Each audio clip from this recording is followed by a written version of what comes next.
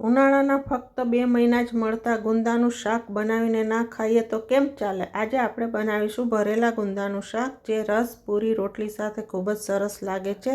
આ શાક 2 થી 3 વાર બનાવીને ખાવું જ જોઈએ. તો ચલો આપણે ભરેલા ગુંદાનું શાક બનાવીએ. તો અહીંયા મેં 250 ગ્રામ ગુંદા લીધા છે, જેને પહેલેથી ધોઈ અને કોરા કરી લીધા છે. હવે ઉપરથી ડીટ્યા તોડી લઈએ. તો આ રીતે બધા જ ડીટ્યાને મેં તોડી લીધા છે. હવે આપણે બાફવાના છે. હવે એક વાસણમાં મેં 3 કપ જેટલું પાણી ગરમ કરવા મૂકી દીધું છે.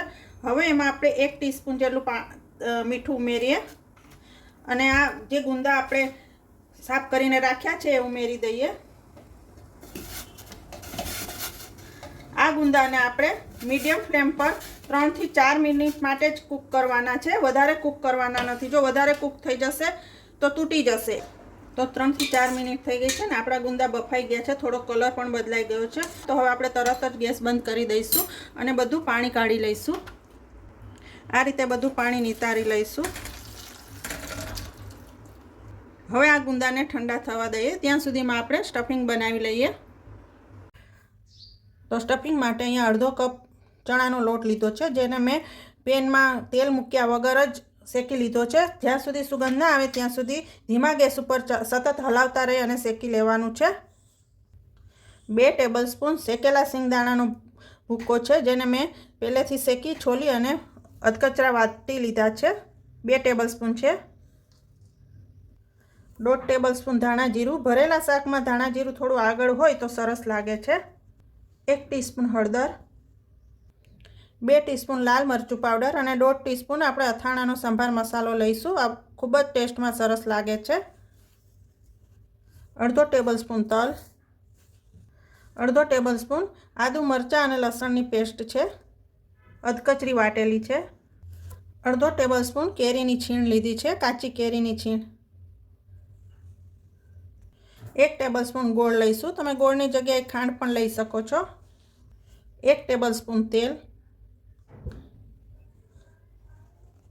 અને છેલ્લે થોડા લીલા ધાણા લઈએ. હવે આ બધી વસ્તુને આપણે હાથેથી બરાબર મસળીને મિક્સ કરી દઈએ. સ્વાદ પ્રમાણે મીઠું લઈએ. યાદ રાખવાનું છે કે આપણે ગુંદા બાફતી વખતે પણ મીઠું લીધું છે અને આગળ પણ આપણે મીઠાનો ઉપયોગ કરીશું. તો અત્યારે આપણે સ્ટફિંગ પૂરતું જ મીઠું લઈએ. આ સ્ટેજ ઉપર મસાલાને ટેસ્ટ કરી લેવાનું.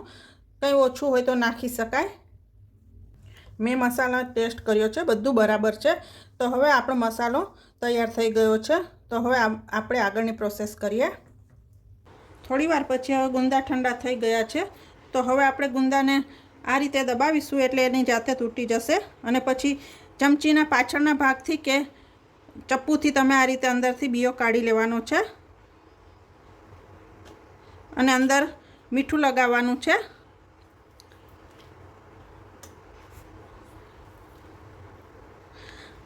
આ પ્રોસેસ કરવી જરૂરી છે. જો આ નહીં કરીએ તો આપણું શાક ચીકણું થઈ જશે. તો આ રીતે બધા આપણે ગુંદા તૈયાર કરી દઈએ.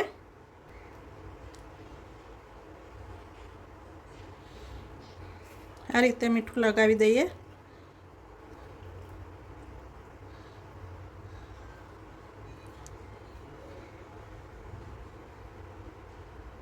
હવે આપણે ગુંદામાં સ્ટફિંગ ભરી દઈશું. ભરી દઈએ સ્ટફિંગ. આ રીતે દબાવીને ભરવાનું છે એટલે આપણે જ્યારે શાક વઘારીએ તો અંદરથી મસાલો છૂટો ના પડી જાય.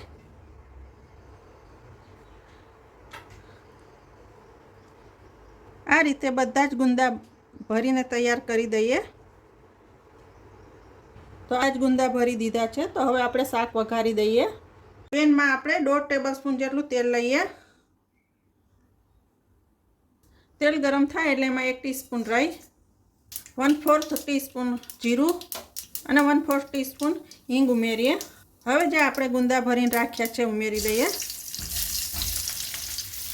અને હલાવી લઈએ.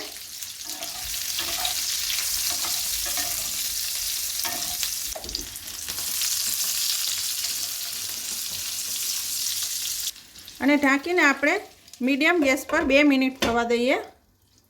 2 મિનિટ પછી આપણે એકવાર હલાવી લઈએ.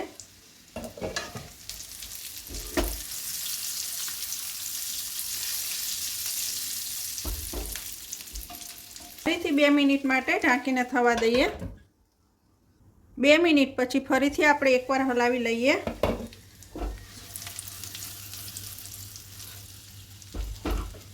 હવે આપણે આજે 2 ચમચી જેટલો મસાલો વધ્યો છે એ આપણે એમાં ઉમેરી દઈએ. મિક્સ કરી લઈએ અને હવે ઢાંકીને આપણે 1 મિનિટ માટે થવા દઈએ. 1 મિનિટ પછી આપણે ચેક કરી લઈએ તો આપણું ગુંદાનું શાક તૈયાર થઈ ગયું છે. આપણે ગુંદા બાફીને લીધા છે અને ચણાનો લોટ પણ શેકીને લીધો છે, એટલે આ શાક 4 થી 5 મિનિટમાં થઈ જાય છે. તો આપણું શાક તૈયાર થઈ ગયું છે. તો ગેસ બંધ કરી દઈએ. છેલ્લે થોડા ધાણા લઈએ, મિક્સ કરી લઈએ. આ શાક આ રીતે કોરું જ બનતું હોય છે. ગરમ ગરમ રોટલી, પૂરી, ભાખરી, દાળ ભાત સાથે ખૂબ સરસ લાગે છે. તો તમે પણ આ રીતે જરૂર બનાવજો. તો હવે સર્વ કરી દઈએ.